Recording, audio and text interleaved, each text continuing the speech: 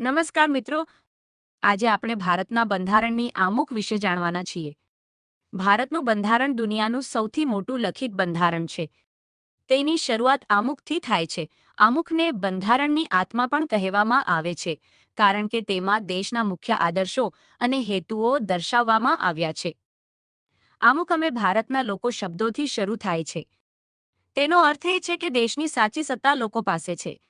ભારતનું બંધારણ 26 નવેમ્બર 1949ના રોજ સ્વીકારવામાં આવ્યું હતું અને 26 જાન્યુઆરી 1950થી અમલમાં આવ્યું. ડોક્ટર ભીમરાવ આંબેડકર ભારતના બંધારણના મુખ્ય શિલ્પી તરીકે ઓળખાય છે.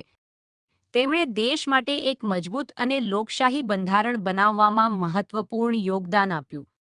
આમુખમાં ભારતને 5 મુખ્ય શબ્દોથી વર્ણવવામાં આવ્યું છે: સર્વભૌમ, સમાજવાદી, ધર્મનિરપેક્ષ, લોકશાહી, ગણરાજ્ય.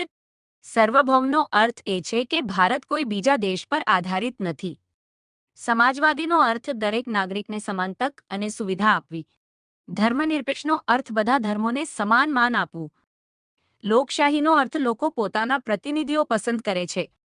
અને ગણરાજ્યનો અર્થ દેશનો રાષ્ટ્રપતિ લોકો દ્વારા પસંદ થાય છે. આમુખમાં નાગરિકોને 4 મુખ્ય મૂલ્યો આપવામાં આવ્યા છે: ન્યાય, સ્વતંત્રતા, સમાનતા, ભાઈચારો.